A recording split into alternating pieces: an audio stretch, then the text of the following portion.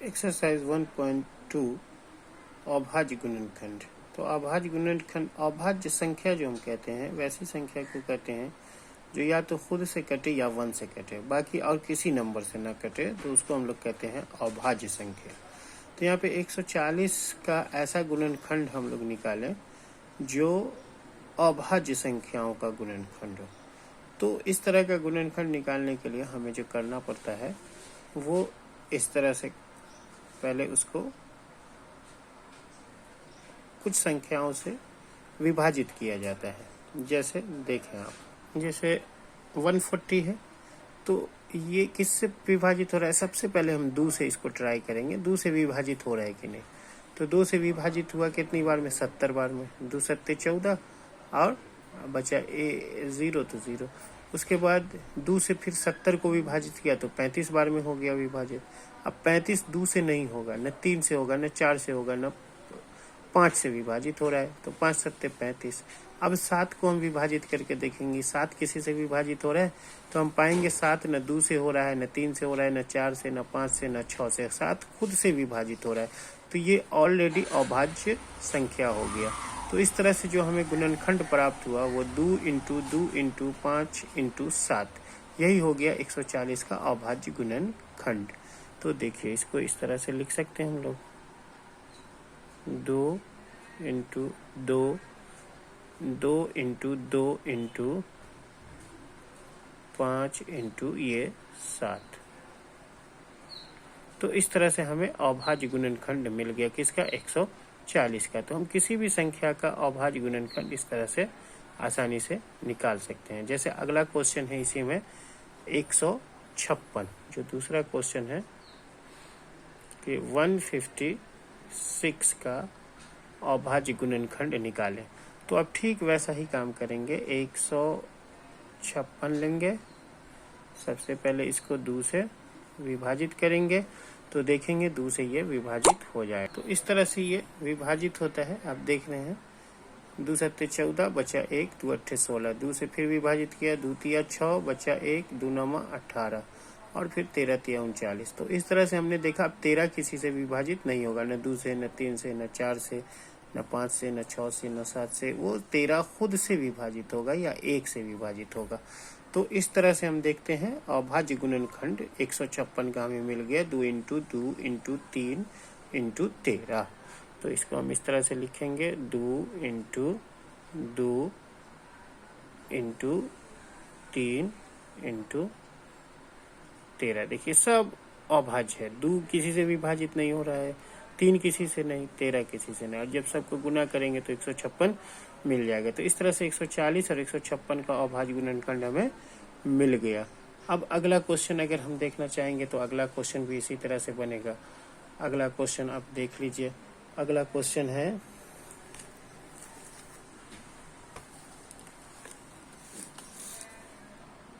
अगला क्वेश्चन देख रहे हैं आप, कितना है? तीसरा है 3825। तो इसका भी हम लोग अभाज्य गुणनखंड निकाल, तो हम 3825 का भी निकाल सकते हैं। जैसे देखो 3825, लास्ट में 5 है तो 2 से तो कटेगा नहीं। अब 5 है 2 7, 8 7 15, 15 3 18, मतलब इसकी जब सभी अंकों को जोड़ते हैं तो 18 होता है। 18 3 से विभाजित है तो ये भी 3 से विभाजित होगा, इसलिए इसको क्या किया, 3 का ही 3, 3 दूना 6 बच गया 2, 3 सत्ते 21, उसमें से 1 बचा, 3 पंचे 15। फिर 3 से किया, 3 चौका 12, 3 दूना 6, इसमें का 1 बचा तो ये हो गया 15, 3 पंचे 15। अब ये 3 से नहीं कट रहा है, 2 से नहीं कट रहा है, 5 से कट रहा है, तो 5 अट्ठे 40 बचा 25। फिर 5 से कटेगा, 5 कहीं 5, 5 सत्ते 35 और 17। इस तरह से हम देखते हैं कि 17 किसी से नहीं कट रहा है, न 2 से, न 3 से, न 4 से, न 5 से, न 6 से, न 7 से, न 8 से, न 9 से। 17 खुद से कट रहा है या 1 से कट रहा है, इसलिए ये एक अभाज्य संख्या हो गया। 5 भी एक अभाज्य हो गया, 5 भी एक अभाज्य, 3 भी और 3 भी। तो इस तरह से ये 3825 का अभाज्य गुणनखंड हमें मिल गया। अभाज्य गुणनखंड क्या हो जाएगा 3825 का? 3 into 3, 3 into 3 into 5 into 5 into 17। तो इस तरह से हमने देखा कि हमें 3825 का भी अभाज्य गुणनखंड मिल गया। कितना मिला? तो 3 इंटू 3 इंटू 5 इंटू 5 इंटू 17। तो इस तरह से हम किसी का भी अभाज्य गुणनखंड निकाल सकते हैं। जो अगला हमारे पास क्वेश्चन है वो इस तरह से है, चौथा क्वेश्चन।